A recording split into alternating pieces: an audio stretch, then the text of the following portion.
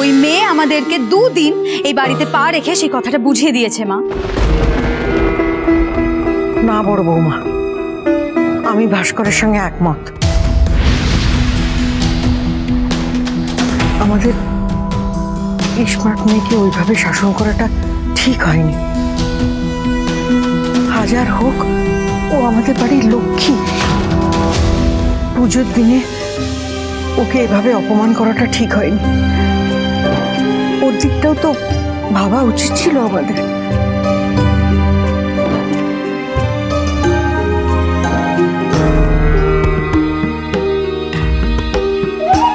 বাবা শিউলি, দেখি তোর চোখে তো জল এসে গেছে রে।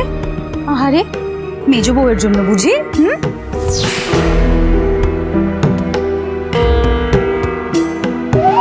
শোন, তুই আর তোর বর, তোরা দুজনেই বাড়ির কেউ নোস। কোন বাড়িতে ভাগ্নে আর ভাগ্নে বউকে বসে বসে খাওয়ায় রে বলতো?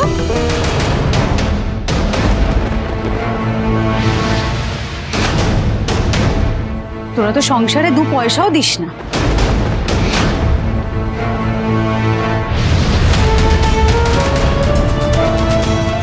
তাই কথাটা বলার আগে না নিজের অধিকারটুকু মেপে বুঝে তারপরে কথা বলবি।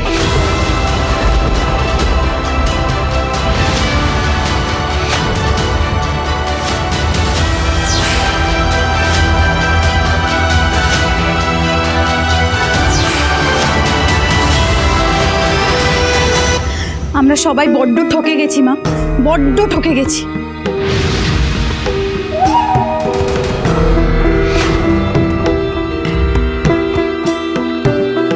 মা, আপনার মেজো বউয়ের, আপনার ছেলের প্রতি, এই বাড়ির প্রতি আমাদের কারোর প্রতি কোনো দায় দায়িত্ব ছিল না। আর এই কথাটাও আমাদের চোখে আঙুল দিয়ে দেখিয়ে দিয়েছে। হ্যাঁ মা,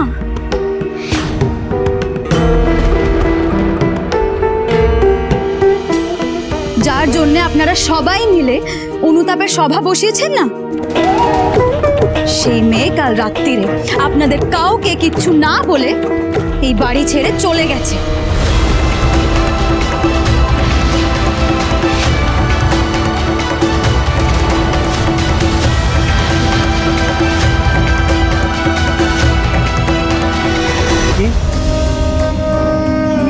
বলছো তুমি বড় বৌমা? স্মার্ট মেয়ে বাড়ি ছেড়ে চলে গেছে? না না না না, এই কিছুতেই হতে পারে না। মেজ বৌমা এরকম মেয়ে নয়। এমনটাই ঘটেছে বেআই মশাই মাইন্ডিট, এমনটাই ঘটেছে। ওই আপনি যাকে ওই আপনার মেজ বৌমাকে, আদরের মেজ বৌমাকে ঘরের লক্ষ্মী বলতেন না, তো আপনার সেই ঘরের লক্ষ্মী মাঝরাতে বাক্স প্যাটরা সব ভালো করে বেঁধে গুছিয়ে অনন করতে করতে বাড়ি থেকে বেরিয়ে চলে গেছে। নিজের চোখে দেখলুম মাইন্ডিট বেআই মশাই।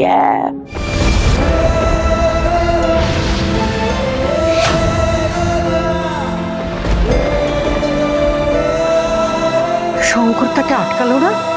হ্যাঁ, আটকানোর তো অনেক চেষ্টা করেছিল বেয়ান, করেছিল, কিন্তু আপনার মেজ ছেলে, আপনার ওই মেজ বৌমার রূপে একদম মুগ্ধ হয়েছিল না, সেই জন্যই বাড়িতে এসে বৌমনিকে 2 কথা শোনাতে ছাড়লো না মাইন্ডিট। হ্যাঁ, আরে শঙ্করটা কত কান্নাই না কাঁদলো, পায়ে ধরতে বাকি রেখেছিল, জানেন, পায়ে ধরতে বাকি রেখেছিল মাইন্ডিট। কিন্তু সে মেয়েটা তো ঘুমে মটমট করছে না। হ্যাঁ, তার তেল তো সকলে কার আমরা দেখলুম মাইন্ডিট বিয়ান। আপনার ছেলের একটা কথাও শুনলো না গো। হ্যাঁ, কি আস্পর্ধ এই মেয়ের। বিয়াই মশাই, ওই মেয়ে লক্ষ্মী ছিল না, অলক্ষ্মী ছিল, অলক্ষ্মী। ও আপদ গাছে বিদে হয়েছে, ভালো হয়েছে। মা,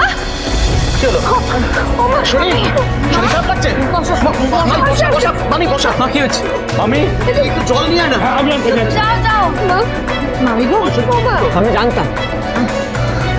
আমি জানতাম এত অপমান সহ্য করে মেজ বৌদি কিছুতেই বাড়িতে থাকবে না।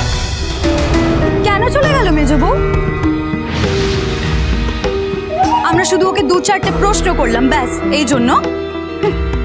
না, আসলে মেজ বউ সত্যিটার মুখোমুখি হতে চায়নি।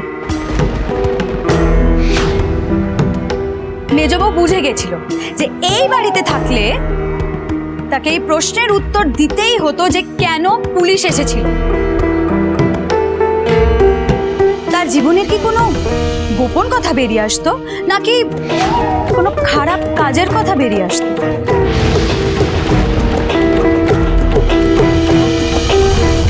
মেজ বউ শুধু অসৎ মেয়ে নয়, ও মিথ্যেবাদী।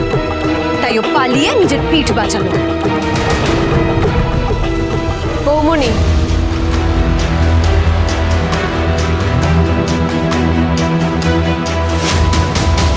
মেজ বৌদি আর যাই হোক, সে অসৎ নয়, মিথ্যেবাদীও নয়।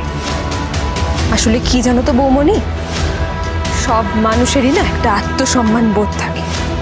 মেজ বৌদির সেই আত্মসম্মানেই ঘা লেগে গেছে, তাই সে বাড়ি ছেড়ে চলে গেছে। আত্মসম্মানের গলায় দড়ি। যে মেয়ে কিনা পুলিশ ডেকে বাড়িতে, পুলিশ ডেকে পাড়া প্রতিবেশীদের সামনে নিজের পরিবারকে খোরাক বানায়, তার কিনা আবার আত্মসম্মান বোধ। আমি বলি কি, সাপে বড় হয়েছে, ও আপদ বিদেয় হয়েছে, সাপে বড় হয়েছে মাইন্ডিট। হ্যাঁ,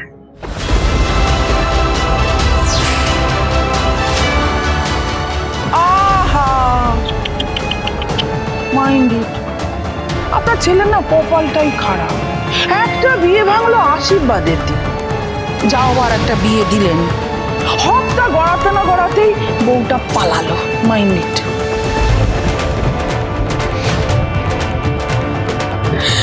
ছেলেটা যে কি কালো পানা মুখ করে বসেছিল না,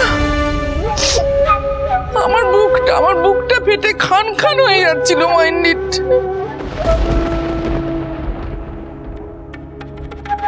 বেয়ান,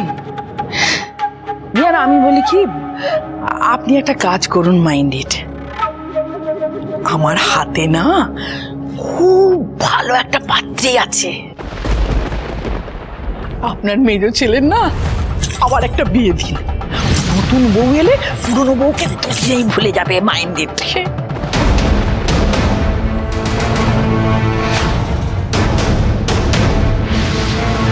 আর এটাই হচ্ছে গিয়ে মাইন্ডি আপনার ছেলে শোক ফলানোর একমাত্র ওষুধ।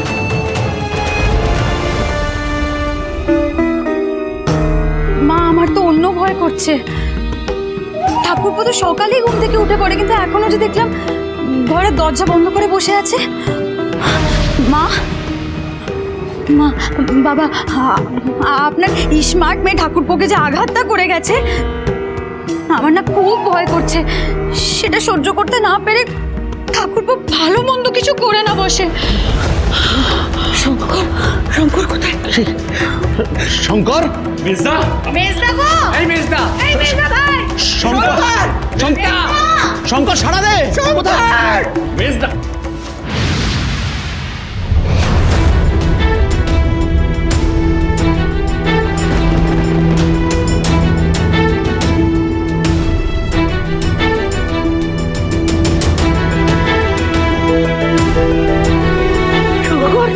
তুই ঠিক আছিস তো রে বাবা? কি দুশ্চিন্তা ফেলেছিলি বলতো তুই আমাদের?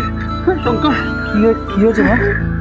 আর কি করে ঠিক থাকে বলুন বেয়ান, ওর উপর দিয়ে যা ঝড় বয়ে গেল মাইন্ডি, সবাইকে একবারে উদ্বাহ নেত্য করিয়ে বাড়ি থেকে বউ পালিয়ে গেল।